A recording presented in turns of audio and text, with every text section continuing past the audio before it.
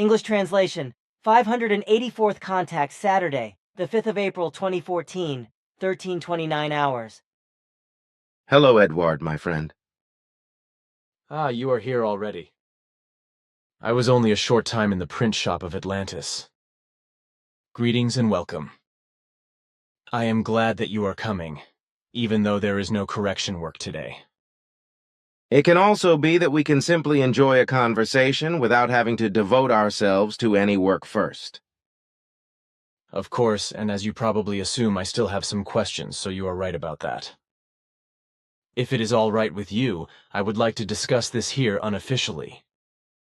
Christian Frainer gave it to me, because I told him that I also want to talk to you about the tiresome thing and hear what you think about it. But first I want to tell you what I have advised from my side and what Christian has already passed on. So, and if you want to read through this, please. In regard to what is written here, I can only say that when I look at the statements of both sides, I agree with your advice in every respect. I think that you should also repeat it in my name about Christian, so that he can pass everything on to everything is unfortunate. But I think it should have been foreseen by that the whole thing could not have gone well because of completely different personal interests, as well as an age difference, from which a serious degree of inexperience in life resulted from the younger side, but which also gave rise to illusory expectations and ideas on both sides in some respects, instead of a neutral point of view. Then I will try to explain everything to Christian again so that he can pass on your and my advice to both parties. But thanks for your clarification. But what I want to say is that in such situations it is very difficult for the human beings to remain neutral in order to be able to judge all facts correctly. But how can the human being do that if the politicians cannot remain neutral? As is unfortunately also the case in Switzerland, where it is claimed that real neutrality is exercised, which in my opinion is not the case, because by neutrality I understand something else. I do not see what is happening in terms of interaction with the EU as neutral behavior, because Switzerland is gradually allowing itself to be bought by the EU. Or what do you think? How should we understand the whole thing? What you say is correct, because acting in relation to various treaties concluded with the EU by Swiss politicians violated Switzerland's neutrality, namely in relation to those treaties by which Switzerland adopted and implemented EU law and EU regulations, etc., which contain laws, regulations, and ordinances that are foreign to the Swiss state. Switzerland's neutrality has thus been grossly violated, and Switzerland has been made a follower of the EU, also in cases where Switzerland has no full legal link with all EU laws and regulations. A thing, however, which is constantly threatening Switzerland by those who are willing to betray their homeland and drive them into EU dictatorship. If Switzerland is to maintain its neutrality, then, on the one hand, it must never join the EU as a member. But on the other hand, efforts are also unavoidable to break away from the dictatorial treaties with the EU. It is further to be said that true neutrality of a country, and thus also of Switzerland, requires that such neutrality must exist in every respect. This means that a neutral country may not sell to other states any weapons, machines, vehicles, aircraft, etc. of any kind whatsoever, nor any other material which may be used for the purposes of insurrection, war, etc., or for the suppression or killing of individuals, groups of people, or entire peoples. Neither may it interfere with the policies of other states. And consequently, no country may be recognized as a new state that declares itself autonomous, as Switzerland did the opposite with regard to Kosovo.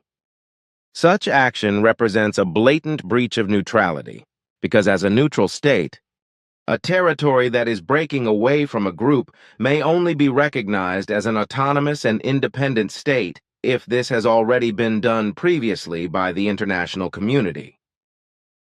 The fact that a Federal Council of Switzerland, using a stupid excuse, did not take part in the 2014 Paralympic Games in Sochi, even though this was intended, also constitutes a breach of neutrality. This is because the refusal to attend the games was for political reasons, in order to punish Russia or its President Putin, so to speak. This does not mean, however, that Putin's power-hungry actions were and are right-wing, because he, like the EU, also acts in a purely dictatorial manner. However, representing a neutrality such as that of Switzerland, which you mention, means much more than just what I mentioned in a few words, because real neutrality can only exist if it is consciously respected in all areas and nuances. In this way, a government must never interfere in the interests of other states, whether political, military, economic, religious, ideological, or in any other form, and also not in such a way that intended or already promised state visits or any other important visits to foreign governments and organizations, etc., are canceled or simply not respected. True neutrality inevitably requires that it be respected and represented in every way, and that a neutral state does not allow itself to be forced by other states or alliances of states into things, actions, laws, regulations, treaties, etc., which violate neutrality. True neutrality only allows a peaceable and neutral mediating role to be exercised in foreign states with regard to special concerns, events, and situations if such a role is requested or desired by the foreign states. But with regard to true neutrality, there are many factors to be mentioned and explained which are very far-reaching and which I cannot mention in a short time. So I will leave it at that which has been explained. That is actually quite a lot, but I have a question about it. How do you feel about neutrality? We cultivate it in a very serious way. But what is it like in relation to your federation? On all the worlds of our federation, the same laws, rights, and regulations apply, both to the world governments of the different worlds and to the governments of the people. Our Plejaren World Government is the guideline for all other world governments, as it is also the case for the governments of the people. No world government, as well as no people's government, which you call, for example, cantonal or district and municipal government, etc., interferes in any way in the interests of others because they maintain neutrality throughout. On the 1st of March, you said that you Plejaren on other worlds of your federation are entitled to intervene in emergency situations or in the maintenance of order, etc. What about your neutrality? Interventions are only made according to established treaties with the different worlds. But such interventions do not mean more than assistance, which, above all, is only given when it is demanded by the majority of the respective world population. By aid, I mean aid that is really only aimed at doing the best possible for the benefit of the respective populations. I also understand that this does not mean going to arms, but really only providing assistance. But what is it like when situations and events of violence occur on any world of your federation? Then these are matters which have to be settled by the respective forces of order of the respective Federation worlds. And this in a way which corresponds to non-Gewalt, note Billy. Non-Gewalt means active use without harmful Gewalt. Ton. In such things, if such things arise at all, which is extremely rare, we Plejaren have no authority to interfere and become action-oriented. If, however, a decision is made by the respective world population to provide mediatory and advisory assistance, then we may, of course, become active in this way. I see, then that is also settled. But there is something else. As you know, the day before yesterday, I asked Florina to ask you if I could retrieve some of the statements you made in our private conversation last Saturday and write down what you agreed to. So I retrieved the relevant part of the interview and wrote it down, giving it the title, "The Descent of the Human Beings Through Unemployment Consists of 5 Phases." With regard to your explanation, which, as you know, is related to a particular matter, I thought that your explanations might be useful to many human beings, just as they read the lines and think things through carefully, to avoid the threat of what you are saying. For this reason, I ask you whether or not I can include your statement in our official conversation report today? There is nothing to prevent the inclusion. Thanks. Then I will insert the whole thing in the report of the conversation immediately in place of my current words, which I am saying right now. The descent of the human beings through unemployment consists of 5 phases. First phase. The human being who still has a regular job, has a decent wage and bread, and he or she maintains intact relationships with fellow human beings, family and acquaintances and friends. He lives in a flat or a room, is sufficiently provided for financially and materially, and is thus independent. However, if he loses his job through some stupid act or behavior, such as theft, dispute, due to insufficient work performance or work rationalization, etc., then everything deteriorates very quickly. The human being affected by it falls into wrong subjective thoughts and the resulting feelings that he has only bad luck in life, and therefore he inevitably feels less happy than before, but is still optimistic enough to believe that he can find work again without help from outside, or as a result of confused thoughts and opinions, even become independent. His family, as well as his acquaintances and friends, are also usually still confident and naive enough to believe that he can get himself out of the misery again on his own. This is especially true because the human being who is unemployed often gets entangled in lies and untruths with explanations and does not see reality and its truth as they are effective. This phase, however, is very often a denial of the effective truth. It is usually a fact that such a state of affairs very quickly reduces the willingness to work, the search for work, and the willingness to be employed to zero if work is not found again immediately. Second phase. At this stage of initial unemployment, the human being is now literally affected. He is now forced to stop earning his money and to earn his scarce income through the Unemployment Insurance Fund or the Social Welfare Office. He has to work his meagre income by filling out dozens of forms that humiliate him, with details of his previous employment and all his private circumstances. His family, acquaintances and friends lose respect for him, and instead of love, only pity and contempt are shown to him.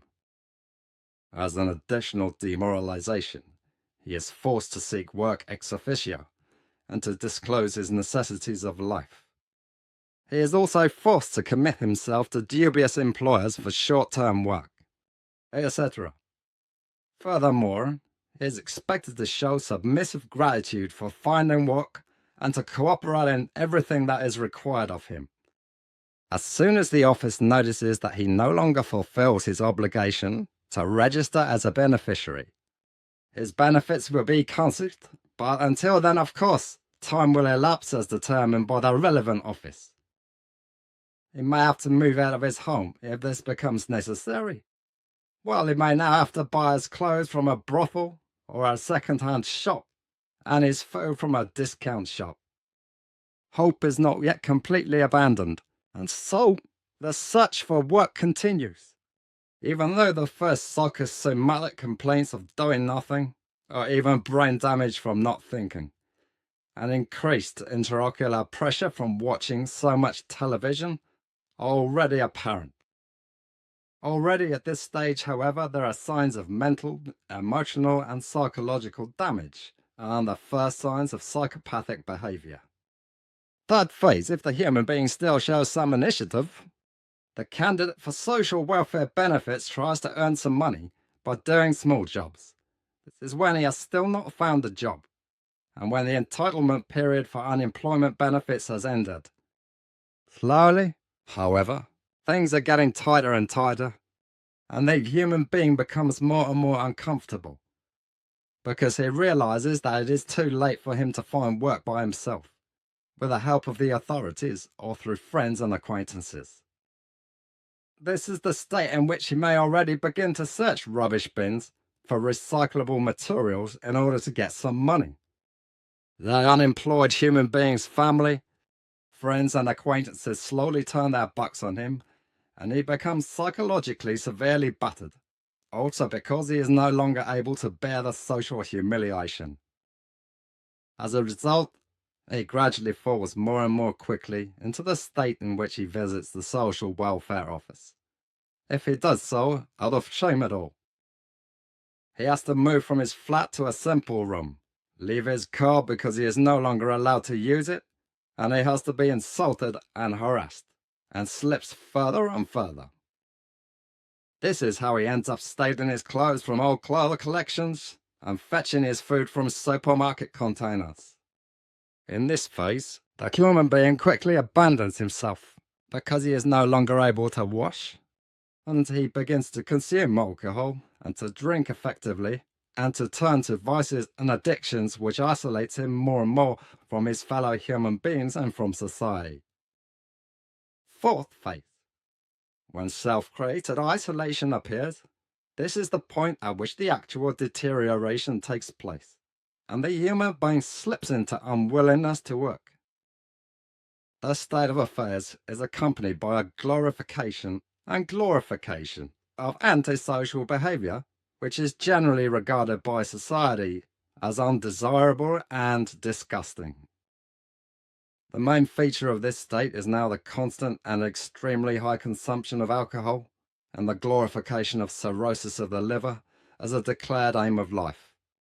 The person unwilling to work then likes to brag to like-minded people, especially if he or she has only just survived life-threatening situations in a drunken stupor, or if he or she can hardly remember anything. In this state, the human being's attitude is also decisive in that he no longer takes the reactions to his antisocial behavior seriously, and they no longer make him think, but only amuse him, which is why taboo slogans and jokes and completely disrespectful behavior towards any higher authority also appear. Adapting to society, diligence, and good hygiene are also strictly rejected, as is any sporting activity. In this state of affairs, the human being generally has no more interests at all, just as he is also no longer interested in achieving anything of value in his life, either professionally or privately. This is also the reason why he usually only makes his living by begging, stealing, and parasitizing. It also follows from all this that the human being in this state is molesting his fellow human beings at anything and everything that he does not like, even if there are no logical reasons for this, because it is done completely illogically. After drinking alcohol, the human being's favourite pastime is to romp and laze about. The only thing that is left to do is loaf around, and what is crazy about it is that a certain complacency appears, which results from a complete indifference towards everything and everyone. This is accompanied by the fact that the human being no longer cleans his or her teeth, smokes a lot under certain circumstances, and in addition, constantly drinks himself or herself into a coma with high-proof alcohol. In this state, various maladjustments and a beginning change of character also occur, whereby speech also suffers and can only be spoken in a broken form or with slurred speech. This is the point in time when the political attitude slips into the so-called right or left scene, depending on the influences that are brought to bear.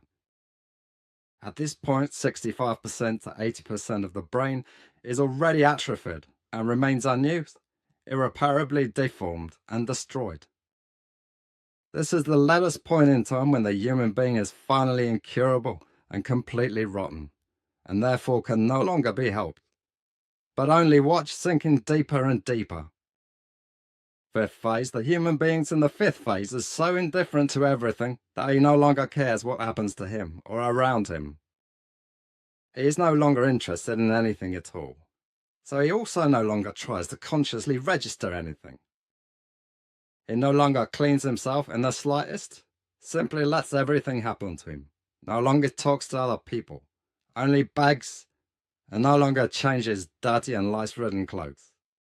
He does not even enjoy looking at something joyfully, and his health is getting worse and worse, because now other medical elements are appearing, such as depression, mouth rot and wounds, etc. This is the final stage of the former unemployment and the consequences of the human being not being able to work and not being able to do anything of value. The person affected by this cannot save himself from himself on his own initiative, so he only vegetates until the vermin have eaten him up. In the end, they become slummy and polluted, languish miserably, and die. It may really be possible that one or the other Earth humans can benefit from this. That is what I think it will be. But I have another question now. Because I read something, namely a forecast of the future situation that threatens Europe or the European Union in the next few years, namely that things will get out of hand. We have not been talking openly about political matters for a long time now, but this is the dictatorship of the EU. And I would like to know personally, also in the interest of the people who ask me, what is the situation as regards the human beings who are finally going to fight against this crazy dictatorship? It is undeniable that social unrest has been going on for some time in various EU countries, and this is already a precursor to further and ever-increasing unrest, which in the coming years threatens to become more and more widespread in many EU countries, even to the point of civil war-like conditions. And since the common sense of the majority of the Swiss people has spoken a clear word and triumphed over the mass immigration initiative, many citizens of EU countries have been startled out of their lethargy and EU bondage, and have realized how unfree they really are under the EU dictatorship. As a result, more and more resistance is now beginning to stir up from the peoples of the EU, although according to our calculations, the risk of preparatory riots and civil war-like forms is already 27% for some EU peoples. It is a fact that not only in the EU dictatorship and in all the supposedly democratic states belonging to it, there are secret plans, as well as in non-EU states worldwide, that, if the already threatening riots break out, the police will no longer be responsible for maintaining order, but that everything will be effectively put down with evil military force, as is also the case in many places worldwide in non-EU states. That is already a lot. I think the reasons for this are probably the oppressing and financially exploitative machinations of the EU and the governments of the individual EU states. When I think of the horrendous and manifold taxes that are taken from the citizens because the governments squander tax money en masse and pointlessly, because they cannot handle money but collect horrendous rewards, then it is understandable when the people stand up against their authorities and begin to defend themselves. Then there is also the enormous unemployment and the forced savings regulations imposed by EU criminals in Brussels, etc., on ailing EU countries, which means that the citizens of these countries are financially fleeced by their own governments, by imposing ever higher taxes and by state regulations which even plunder their bank accounts to a large extent. It also plays a role in the fact that the bosses of the economy and banks and other people living on horseback swindle immense and for the normal worker unimaginable amounts of millions as wages or severance pay, making them richer and turning them into oligarchs or multimillionaires and even billionaires, all at the expense of those who have to work their hands to earn their living. But there is something else. The NSA espionage of the USA, I have read, was not only carried out with regard to government people and other persons, but also with regard to the economy. Do you know what all this is all about? Somehow there must be something more than just spying behind it to know what is being done and thought politically, etc. That is correct, because the espionage activities of the NSA, as well as other secret services of various states, which, however, are hardly ever mentioned, do not only refer to private and insignificant as well as political interests of the rulers worldwide, but the whole thing is mainly focused on military strategies, weapons, computer and nanotechnology, as well as on general economic, aerospace and space technology, but ultimately also on chemistry and medicine, etc. The reason for this far-reaching and diverse espionage is that, compared to other foreign companies, corporations, the military, and all kinds of other companies, data, formulas, and plans are stolen to gain advantages. I am also interested in how the various so-called nuclear states dispose of their nuclear waste. And I am also thinking of nuclear warheads, which are said to have been destroyed under the disarmament treaties, especially by the USA and the USSR, or Russia. I have read that such nuclear waste, as well as other nuclear waste, explosives and ammunition, are also said to have been dumped in deep waters instead of being dismantled and destroyed. This has also been the practice in Switzerland, where tonnages of explosives and ammunition have been dumped in the Swiss lakes, which poses several major dangers for the future. If you are addressing the USA and the USSR or Russia, it must be said that these states have in fact dumped vast quantities of tons of conventional nuclear waste, as well as nuclear explosives. Explosives and conventional bombs, ammunition as well as uranium ammunition, and also weapons at various locations in the oceans. Which means that unpredictable time bombs have been created, which could lead to devastating disasters in the future. But it is also to be said that secretly the nuclear disarmament treaties have not been fully complied with, so there are even more nuclear weapons than are claimed, including in Europe. That was actually to be expected, but we should not say more about these things. Hence another question. What happened with the sonar technology, where a small army was involved in finding a solution? You are, of course, thinking of the strange incidents in the center. In this regard, I forgot to inform you. Just 1 week after we last talked about it, a solution was found and the necessary equipment was installed in the area of the center. In cooperation with the sonar, we have not been able to detect any impulses of the kind you are familiar with since then. Therefore, we know that no more incidents have occurred due to such impulses.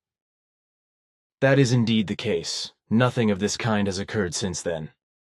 But then I would like to ask you something about table salt, sugar and alcohol, which you, Quetzal, and I have officially talked about several times in all the years of our contacts. Precisely because table salt is very important for the human beings, animals, and plants, but is just as dangerous and deadly as alcohol and sugar if these substances are consumed in excess. I think that you should also make a statement about this in an open conversation. Because alcohol, sugar, and salt are not harmless, they are even life-threatening if too much of them is administered to the body, and I mean if too much is eaten or even injected. Regarding salt, you said in a conversation that the human beings of the earth eat more unnecessarily and usually 10 to 15 grams of table salt per day, which is definitely too much. This is correct, because the normal daily requirement of salt should not exceed 3 to 4 grams for the adult and really healthy human being, and correspondingly less for children, infants, and young people according to their age and body weight.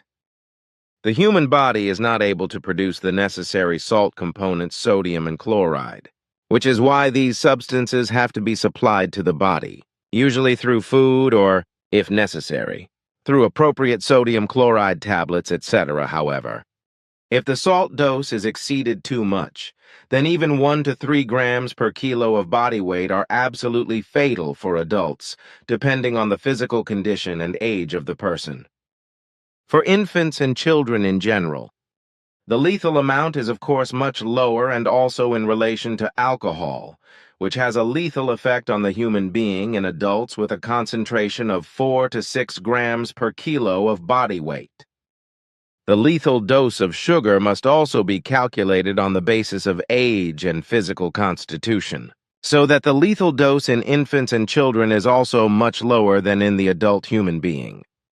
Because a quantity of sugar of 35 to 50 grams per kilo body weight can cause death, even in the adult being. Could you please explain to lay people, especially with regard to salt, why it is deadly at all? In sodium chloride, that is to say in salt, a toxic effect is produced, which develops in the body through osmosis. This is of central importance in all of nature, especially for the regulation of the water balance of all living beings and their cells, so of the human being, the animals, and the plants. Osmosis. My Greek has not been around since I stopped using it in 1995. Is it something like a driving force? The term osmosis from the Greek drive, penetration, thrust, substance, is used in the natural sciences to describe the directed flow of molecules through a semi-permeable, also selectively permeable membrane bran. What does semi-permeable or selectively permeable mean? Is it a permeability? Semi-permeable means semi-permeable. It means that osmosis is a directed flow of molecules through a partially permeable membrane. Human, animal, and plant tissue consists of cells, which are usually surrounded by a membrane, the cell membrane. This allows water to pass through in both directions, but not certain substances such as salt or sugar. However, water is anxious that the concentration of dissolved substances is the same on the inside and outside. So, if substances such as salt or sugar cannot pass through the membrane, the water tries to compensate for the difference in concentration. This effect is osmosis, a diffusion or passage of liquid molecules through a semi-permeable membrane or wall with the tendency to equalize the concentration differences of dissolved particles on both sides. Osmosis is important for many processes in nature, especially for the regulation of the water balance of the cells of the human being, animals, plants, and animals. However, it is also used for medical and technical purposes. Every cell of the human being, animal, and plant is surrounded by a membrane which forms a barrier for the transport of substances, but not for water. Many cells, especially in plants, are in exchange with water, because they transport water from the root area to the tip of the plant by osmosis. Ripe cherries, for example, burst due to osmosis when they have been wet by rain. When preserving food by means of sugar or salt, osmosis removes water from the food, making it keep for a long time. When vegetables are boiled in water, salt is added to it to cause osmosis, because this prevents water from penetrating the vegetables. If this were not done, the taste would suffer. Osmosis can also be understood as a passive method of transporting substances from one cell to another. If I understand it correctly, it means that salt in the body, when it is too much, withdraws water from the body's cells, thus making the body extremely thirsty and drying it out internally, so to speak, if the body is not immediately supplied with enough neutral liquid, such as water. But if this is not the case, or if the fluid intake is too late, then matai is at the last, which means that life can no longer be saved. What really is a hellish thirst is something I know from my own experience.